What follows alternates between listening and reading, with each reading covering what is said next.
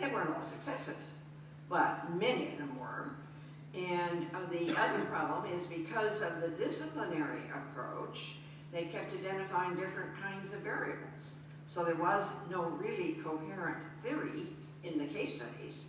And since one person would be talking about religion and a little bit about gender division and not talk anything about property rights, and others would be talking about kin and you know, all sorts of things. There was just no accumulation.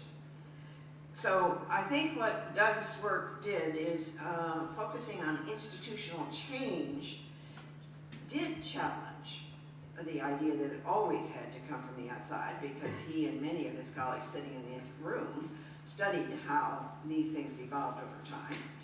Also, we had been working on something at IU, trying to think through a framework. And for some, you know that we've been looking at the notion of framework as a meta-theoretical device for theories. Theories are broader devices than models, and that we are trying to understand how to go up and down that theoretical change. So the framework is something we've spent a long time on, and it's changed. I won't go into all the details of all the changes, but we've been looking at it as a nested set of building blocks that you can then put together in different ways and ask if the building, if the institutional setting or the action situation that people are in has these components at this level, what would they be likely to do, and what are the outcomes? And then you can model it, you can put it in the lab, you can go out in the field and study it, and you can get evidence. So what we've had as a very general view is of a notion of there being external conditions, the biophysical of, and particularly since we're looking at resources, you've got to look at that. What are how big the community is, what are the attributes of a community, and obviously then what kind of rules in use are actually affecting, and that affects the action situation, or if we want to model it, a game. And so you'll see in a moment, the working parts of an action situation are purposely the same as the working parts of a game. It's just how formal you wish to be. But in light of that, you can imagine interactions, and again, as Doug has noted several times, it's frequently, this is going back and forth as people have outcomes trying to change it a bit. And then we as scholars and policy officials can bring evaluative criteria to that. That's frequently outside. But these interactions can lead to outcomes which lead to feedback. So you have feedback loops this way. We're talking this morning a bit about rule change, and some of that comes this way. And some of it comes by changing in these and then through. So we have a number of feedback mechanisms that are important to study over time. So then let's take a look at these internal working parts. So now what we're going to do is go inside this. And they are similar to the working parts of a game. And I spent many months of argument with Reinhard Selten on exactly that question. I won't go into all of that, but it has been very important that we can formalize using game theory, but this is the more general framework where sometimes we can't formalize, we can use. And so then we can be thinking about in the internal of actors assigned to positions, and this is where Reinhard and I disagreed. He didn't like the notion of position, but I, as a political scientist, couldn't imagine a committee that didn't have a chair or members. And then, you know, row and column, that's a position. Player 1, player 2, player 3, that's a position. So there are ways that we think about it that are very abstract, but the actions that actors have come because of the position they're in. So if we have a 2 by 2 and it's not sequentially, both actors can act simultaneously because of what they're allowed to do. Column player can do one set of things, and row player can do something else. But then they act in light of having information about how they're linked to their actions. Actions are linked to outcomes. They have more or less control over that linkage. there are net benefits and costs assigned to that outcome. And it's that system that you can then say, okay, now what does happen when this structure has one set of actual representations or variables as opposed to another. Okay, so what we've been able to do then in using that framework over the last, well, since early 1980s, is first off, we used it to code all those cases, well, not all of the cases.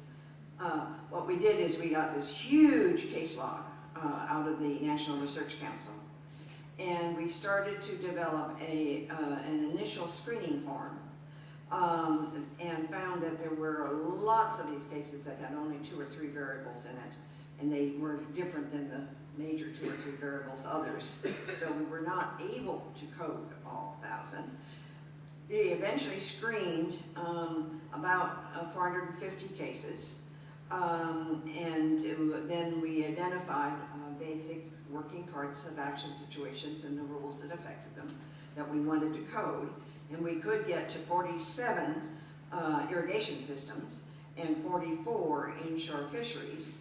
So it is just unbelievable how difficult it is to do meta-analysis when people don't have a common theory in what they're doing and collecting. And so it's all over the place, and knowledge is not accumulating when that's the case.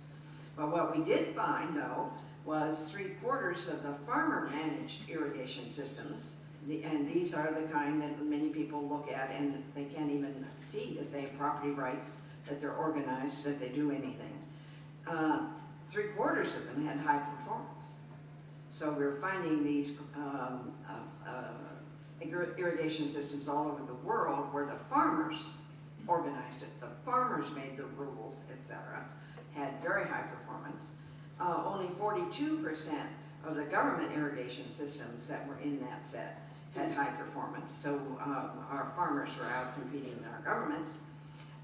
We looked at fisheries, and again we found that a lot of the fishery groups figured out ways of allocating space and time rather than quantity. All the mathematical models of fishery have been ITQ as the solution, because you can then get your independent variables you're looking at is quantity. But we did not find in the cases that that was what inshore fishermen were doing around the world. They were actually drawing maps, conceptual maps, using a way of knowing the geography of an area and getting agreement on where they could fish, when they could fish. So time and space became the variables rather than quantity. And then we did a lot of work on trying to figure out, because the language was horrible. Well, if you're using the same terms and for things that mean different things, you don't add to knowledge. You can't do good policy. One of them that still upsets me, is still in use a lot, is common property resource. Property resource. That's mixing a notion of institutional rule and a resource system. And that has been used widely. I had a lot of debates with colleagues back in the 80s. They said, you can't ever change that. That's embedded. Live with it. And I said, I can't. Now you'll see more frequent references to common pool resource and common property regime. Now the problem is they're both CPRs. One of them is a regime, and the set of institutions that people are using for dealing with the common pool resource. And as we did that, it enabled us to identify 5 types of property rights that were used in the field, because one of the things that we were reading in the literature was that if you don't have alienation rights, you don't have anything. And so the idea was property rights mean the capacity to sell, alienate. That's it. That's all it means. Well, you go out and you look in the field, and you're seeing all sorts of people who have real rules about who can enter, how much can they withdraw, when can they withdraw, a variety of things they can do, but they can't alienate those rights. They can sell fish or the water or other things, but they can't alienate. So what we were doing is, because of our definition of the idea of an institution, the way we defined it, we were defining out a very large number of self-organized systems around the world. They were not property rights. They were open access or whatever else. So then we found that a mixture of systems in terms of looking at, well, when you buy a ticket to go into a state park, you have a property right to access. You're not supposed to harvest. You're not supposed to, but if somebody comes and says, hey, why are you here? You pull the ticket out and say, I bought the ticket. You have a right to enter. That's a right. Withdrawal, being able to actually take out water or fish or plants. Management was where we were finding that people were learning at ways of building things around a resource and putting up walls and doing all sorts of things where they had a right to do it. And then one of the really important ones that we found is the right to decide who else could be in, the right to exclude others. Very, very important. And then the right to sell those rights. And we did find lots of self-organized systems where they did have alienation, but a lot had the first four or the first three. And that's been found now in a lot of different studies. It's one that's been replicated rather nicely.